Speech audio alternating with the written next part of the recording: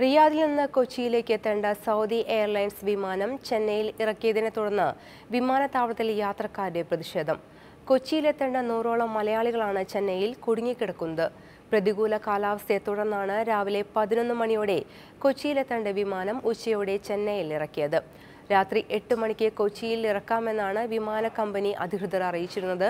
എന്നാൽ വിമാനം നാളെയെ കൊച്ചിയിലെത്തുമെന്ന് അധികൃതർ പിന്നീട് വ്യക്തമാക്കി. ഇതിനെ തുടർന്നാണ് യാത്രക്കാർ പ്രതിഷേധവുമായി എത്തിയത്. സന്ദർശക വിസയിൽ തൊഴിൽ തേടി പോകരുതെന്ന മുന്നറിയിപ്പ്. തൊഴിൽ തട്ടിപ്പുകാർ നിരവധി പേർ തൊഴിൽ വിസയ്ക്ക് പകരം വിസിറ്റ് വിസ നൽകുന്ന കാര്യം ശ്രദ്ധയിൽപ്പെട്ടതിനെ തുടർന്നാണ് ദുബായിലെ ഇന്ത്യൻ കോൺസുൽ ജനറൽ മുന്നറിയിപ്പ് നൽകിയത്. വിസ തട്ടിപ്പ് കേസിൽപ്പെട്ട നിരവധി പേർ ദുരിതത്തിലായി കോൺസുലേറ്റിനെയും എംബസിയെയും സമീപിക്കുന്ന സാഹചര്യത്തിലാണ് സന്ദർശക വിസയിൽ ജോലിക്കായി UAEയിൽ എത്തരുതെന്ന് കോൺസുൽ ജനറൽ വിപുൽ വിശദീകരിച്ചത്. തൊഴിൽ വിസയാണെന്ന് തെറ്റിദ്ധരിപ്പിച്ചും UAEയിൽ എത്തിയ ശേഷം തൊഴിൽ വിസ കിട്ടുമെന്നും വിശ്വസിപ്പിച്ച് നിരവധി പേർ ഇത്തരത്തിൽ തൊഴിൽ തട്ടിപ്പിന് ഇരയായിട്ടുണ്ടെന്നും കോൺസുൽ ജനറൽ വിപുൽ പറയുന്നു. ഓഫർ ലെറ്ററിന്റെ ആധികാരികത പരിശോധിക്കണം. അതിൽ UAE ദൃഹത്തിലുള്ള ശമ്പളം, ആനുകൂല്യങ്ങൾ എന്നിവ ഉണ്ടോ എന്ന് ശ്രദ്ധിക്കണം. വിസയുടെ ആധികാരികത അറിയാൻ eservices.mol.gov.ae, www.amer.ae തുടങ്ങിയ വെബ്സൈറ്റുകളും ഉണ്ട്. ഇതുകൂടാതെ UAEയിൽ ജോലിക്കെത്തിയാൽ www.cgidubai.org എന്ന ഇന്ത്യൻ കോൺസുലേറ്റിന്റെ വെബ്സൈറ്റിൽ പേരുകൾ രജിസ്റ്റർ ചെയ്യണമെന്നും ഇന്ത്യൻ കോൺസുലേറ്റ് അറിയിക്കുന്നു. Mathrubhumi news, Dubai. ദുബായ് വിമാനത്താവളത്തിൽ റൺവേയിൽ അപകടത്തിൽപ്പെട്ട എമിറേറ്റ്സ് വിമാനത്തിന് യന്ത്ര തകരാർ ഉണ്ടായിരുന്നില്ല എന്ന് UAE ജനറൽ ഏവിയേഷൻ അതോറിറ്റി നടത്തിയ അന്വേഷണ റിപ്പോർട്ട്. യാത്രക്കാരുടെയും ജീവനക്കാരുടെയും ഇടപെടലുകളെപ്പറ്റി അന്വേഷണം പുരോഗമിക്കുകയാണ്. അന്തിമ റിപ്പോർട്ട് ഇനിയും പുറത്തു വന്നിട്ടില്ല. കഴിഞ്ഞ വർഷം ഓഗസ്റ്റ് 3-ാം തീയതിയാണ് 300 യാത്രക്കാരുമായി തിരുവനന്തപുരത്തു നിന്നും ദുബായിലെത്തിയ വിമാനം ലാൻഡിങ്ങിനിടെ അപകടത്തിൽപ്പെട്ടത്. രക്ഷാപ്രവർത്തനത്തിനിടെ ഒരു അഗ്നിശമന സേനാംഗം മരിച്ചതൊഴിച്ചാൽ ആർക്കും കാര്യമായ പരിക്കേൽക്കുക പോലും ഉണ്ടായില്ല. എമിറേറ്റ്സിന്റെ ജനറൽ ഏവിയേഷൻ അതോറിറ്റി നടത്തിയ അന്വേഷണത്തിൽ അപകടത്തിൽപ്പെട്ട വിമാനത്തിന്റെ യന്ത്രത്തിന് തകരാറുകളോ സാങ്കേതിക പ്രശ്നങ്ങളോ ഉണ്ടായിരുന്നില്ലെന്ന് കണ്ടെത്തിയിട്ടുണ്ട്. എന്നാൽ യാത്രക്കാരുടെയും ജീവനക്കാരുടെയും ഇടപെടലുകളും റിപ്പോർട്ടിൽ ഇപ്പോൾ പരാമർശിച്ചിട്ടില്ല. എന്നാൽ എമിറേറ്റ്സ് വിമാന അപകടത്തെക്കുറിച്ച് അന്വേഷിക്കുന്ന സ്വതന്ത്ര ഏജൻസിയായ UAE AAISന്റെ അന്തിമ റിപ്പോർട്ട് ഇപ്പോഴും പുറത്തു വന്നിട്ടില്ല. അന്വേഷണ ഏജൻസിയുമായി എല്ലാ തരത്തിലും സഹകരിക്കുന്നുണ്ടെന്നും അന്നത്തെ അപകടത്തിന് ശേഷം കൂടുതൽ ജാഗ്രതയോടെ കാര്യങ്ങൾ ചെയ്യാൻ എമിറേറ്റ്സ് ശ്രമിക്കുന്നുണ്ടെന്നും എമിറേറ്റ്സ് അധികൃതർ അറിയിച്ചു. Mathrubhumi news, Dubai. ഖത്തർ തീർത്ഥാടകർക്കുള്ള മുഴുവൻ സൗകര്യങ്ങളും പൂർത്തിയായതായി സൗദി ഹജ്ജ് ഉംറ മന്ത്രാലയം. ഖത്തറിൽ നിന്നുള്ള തീർത്ഥാടകർ എത്തുമോ എന്ന കാര്യത്തിൽ അനിശ്ചിതത്വം തുടരുന്നതിനിടെയാണ് മന്ത്രാലയം അണ്ടർ സെക്രട്ടറിയുടെ പ്രസ്താവന. ഖത്തർ ഹജ്ജ് തീർത്ഥാടകർക്ക് ആവശ്യമായ എല്ലാ ക്രമീകരണങ്ങളും ഏർപ്പെടുത്തിയതായി ഹജ്ജ് ഉംറ മന്ത്രാലയം അണ്ടർ സെക്രട്ടറി ഡോക്ടർ ഹുസൈൻ അൽ ഷെരീഫ് പറഞ്ഞു. കൂടാരങ്ങളുടെ നഗരമായ മിനയിൽ ഖത്തർ തീർത്ഥാടകർക്ക് ഒരുക്കിയ തമ്പുകളിൽ അദ്ദേഹം സന്ദർശനം നടത്തി. മിനായിൽ ഖത്തറിൽ നിന്നുള്ളവർക്ക് സജ്ജീകരിച്ച തമ്പുകളിൽ 2400 തീർത്ഥാടകർക്ക് സൗകര്യമുണ്ട്. ദക്ഷിണേഷ്യൻ രാജ്യങ്ങളിൽ നിന്നുള്ള ഹജ്ജ് തീർത്ഥാടകർക്ക് സേവനം നൽകുന്ന ഓഫീസാണ് ഖത്തർ തീർത്ഥാടകർക്ക് ആവശ്യമായ ക്രമീകരണം ഏർപ്പെടുത്തുന്നത്. ഖത്തറിൽ നിന്ന് ഈ വർഷം തീർത്ഥാടകർ എത്തുമോ എന്ന കാര്യത്തിൽ ഇപ്പോഴും അനിശ്ചിതത്വം തുടരുകയാണ്. ഖത്തർ തീർത്ഥാടകരെ സ്വാഗതം ചെയ്യുന്നതായും ഇവർക്ക് ആവശ്യമായ സേവനങ്ങൾ ഒരുക്കുമെന്നും സൗദി അറേബ്യ ആവർത്തിച്ച് വ്യക്തമാക്കിയിരുന്നു. അതേസമയം ഹജ്ജ് തീർത്ഥാടകരുടെ രജിസ്ട്രേഷൻ ഖത്തർ ഇനിയും ആരംഭിച്ചിട്ടില്ല. ഹജ്ജ് രജിസ്ട്രേഷൻ നടത്തുന്ന ഖത്തറിന്റെ വെബ് പോർട്ടൽ ഖത്തർ ഇസ്ലാമിക് ഔഖാഫ് കാര്യ മന്ത്രാലയം മരവിപ്പിച്ചിരുന്നു. Mathrubhumi news, Riyadh. കുവൈറ്റിൽ സർക്കാർ മേഖലയിലും സ്വകാര്യ മേഖലയിലും സ്വദേശിവൽക്കരണം കൂടുതൽ ശക്തമാകാൻ നടപടികൾ തുടങ്ങി. സർക്കാർ വകുപ്പുകളിൽ ഇനി മുതൽ സ്വദേശികൾക്ക് മാത്രം പുതിയ നിയമനം നൽകും.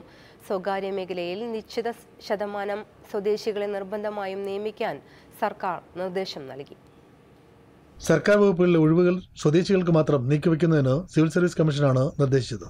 നിലവിൽ 20,000-ലേറെ സ്വദേശികളാണ് തൊഴിൽ തേടി സിവിൽ സർവീസ് കമ്മീഷനിൽ പേര് രജിസ്റ്റർ ചെയ്ത് കാത്തിരിക്കുന്നത്. ഘട്ടം ഘട്ടമായി സർക്കാർ സർവീസുകളിൽ ഉണ്ടാകുന്ന ഒഴിവുകളിൽ സ്വദേശികളെ നിയമിക്കുന്നതിനാണ് നീക്കം. രാജ്യത്തെ വിവിധ സർക്കാർ വകുപ്പുകളിലായി 2000-ഓളം സ്വദേശികൾക്ക് ഉടൻ നിയമനമുണ്ടാകുമെന്നും സിവിൽ സർവീസ് കമ്മീഷൻ അറിയിച്ചു. സിവിൽ സർവീസ് കമ്മീഷനിൽ പേർ രജിസ്റ്റർ ചെയ്തിട്ടുള്ള സ്വദേശികളെയാണ് നിയമിക്കുന്നത്.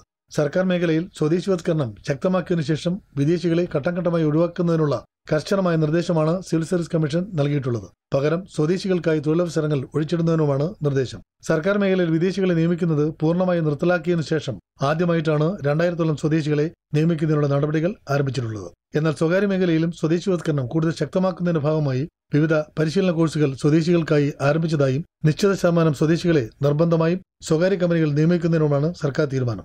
സർക്കാർ തീരുമാനം നടപ്പിലാക്കുന്നതിന് വീഴ്ച വരുത്തിയ സ്ഥാപനങ്ങൾക്കെതിരെ കർശനമായ നിയമ നടപടിക്കാണ് സർക്കാർ നിർദ്ദേശിച്ചിട്ടുള്ളത്. Mathrubhumi news, Kuwait. സൗദിയിലെ ബഖാലകളും മിനി സൂപ്പർ മാർക്കറ്റുകളും സ്വദേശിവൽക്കരണം നടത്തുന്നത് മരവിപ്പിക്കാൻ വിദേശികൾ ശ്രമം നടത്തുന്നതായി കണ്ടെത്തൽ.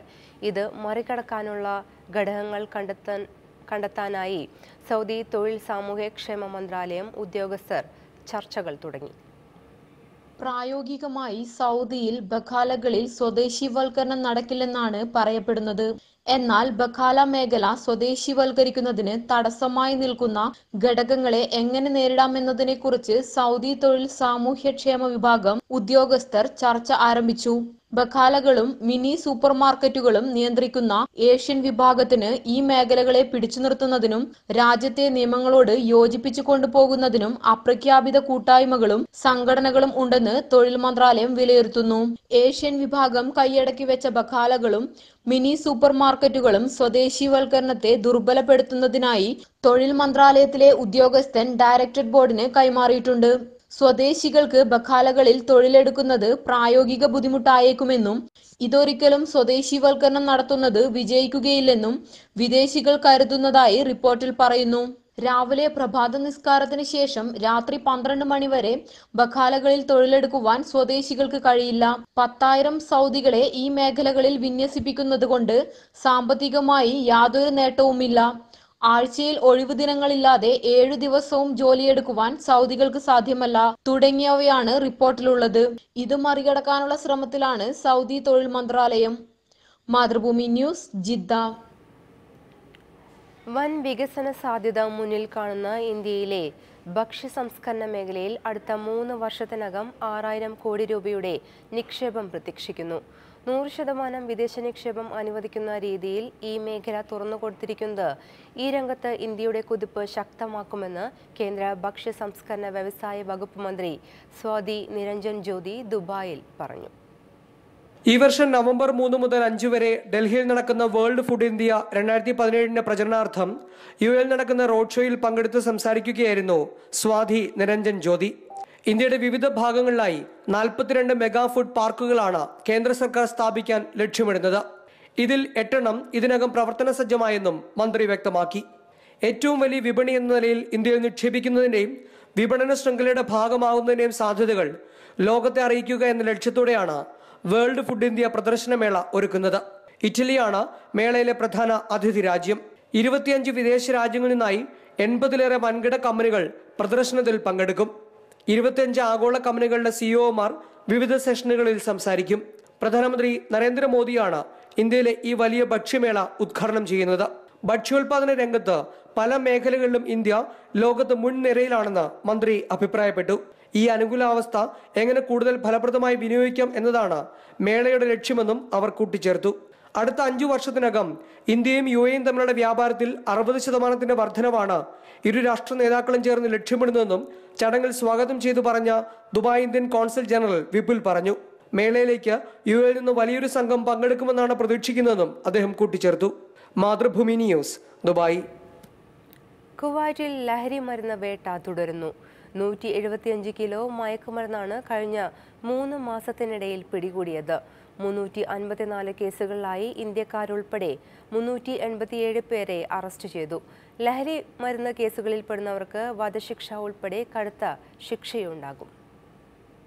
ലഹരി മരുന്നിനെതിരെ ശക്തമായ നടപടിയുമായി കുവൈത്ത് ആഭ്യന്തര മന്ത്രാലയം. ഉപപ്രധാനമന്ത്രിയും ആഭ്യന്തരമന്ത്രിയുമായ ഷെയ്ഖ് ഖാലിദ് അൽ സബയുടെ നിർദ്ദേശപ്രകാരം ലഹരി മരുന്നിനെതിരെയുള്ള നടപടികൾ കർശനമാക്കുന്നതാണെന്നും കുറ്റക്കാർക്കെതിരെ യാതൊരു വിട്ടുവീഴ്ചയും ഉണ്ടാവില്ല എന്നും ആഭ്യന്തര മന്ത്രാലയം പൊതുസുരക്ഷാ വിഭാഗം മേധാവി മേജർ ജനറൽ ഖാലിദ് അബ്ദുള്ള അൽ ദയ്യനാണ് മുന്നറിയിപ്പ് നൽകിയത്. യുവാക്കളെ ലഹരിമരുന്ന് വിപത്തിൽ നിന്ന് രക്ഷപ്പെടുത്തുക എന്ന പ്രതിജ്ഞയോടെയാണ് ലഹരിമരുന്നിനെതിരെ നടപടികൾ ശക്തമാക്കിയിട്ടുള്ളത്. ആധുനിക ഉപകരണങ്ങൾ ഉൾപ്പെടെ ശാസ്ത്രീയമായ എല്ലാ സംവിധാനങ്ങളും ഉപയോഗപ്പെടുത്തി ലഹരിമരുന്ന് കണ്ടെത്തുന്നതിനും നിയന്ത്രിക്കുന്നതിനും നർക്കോട്ടിക് വിഭാഗത്തിന്റെയും പൊതു കുറ്റാന്വേഷണ വിഭാഗത്തിന്റെ സഹകരണത്തോടെ കർശനമായ നിരീക്ഷണവും പരിശോധനയും തുടരുന്നതായും മേജർ ജനറൽ അൽ ദയ്യൻ വ്യക്തമാക്കി. നിരന്തരമായ നിരീക്ഷണത്തിന്റെ ഫലമായി കഴിഞ്ഞ 3 മാസത്തിനിടയിൽ 916 kilo Shabu, 313 kilo heroin, 148 kilo hashish, 7 kilo കഞ്ചാവ്, 1 കിലോ കറുപ്പ് കൂടാതെ 1,77,000 ലഹരി ഗുളികകളും 5,500 കുപ്പി മദ്യവുമാണ് പിടികൂടിയത്. 354 കേസുകളിലായി വിവിധ രാജ്യക്കാരുൾപ്പെടെ 387 പേരെ അറസ്റ്റ് ചെയ്തതായും അദ്ദേഹം പറഞ്ഞു. അതേസമയം ലഹരി മരുന്നിനെതിരെ സമൂഹത്തെ കൂടുതൽ ബോധവത്കരിക്കണമെന്നും മതപരവും സാമൂഹികവും ആരോഗ്യപരവുമായ ബോധവത്കരണം ലഹരിമരുന്ന് വ്യാപനത്തിനെതിരെ കൈക്കൊള്ളണമെന്നും ആഭ്യന്തര മന്ത്രാലയം പൊതുവിഭാഗം മേധാവി ബ്രിഗേഡിയർ ജനറൽ ആദിൽ ഹഷാഷും അഭിപ്രായപ്പെട്ടു. PC Harish, Mathrubhumi news, Kuwait. അബുദാബിയിൽ വാഹനങ്ങൾക്കിടയിൽ ആവശ്യമായ അകലം പാലിക്കാതെ അപകടകരമായ രീതിയിൽ വാഹനം ഓടിച്ച 5150 ഡ്രൈവർമാർക്ക് പിഴ ലഭിച്ചു. അബുദാബിയിൽ ഉണ്ടാകുന്ന റോഡ് അപകടങ്ങളിൽ കൂടുതലും വാഹനങ്ങൾക്കിടയിൽ ആവശ്യമായ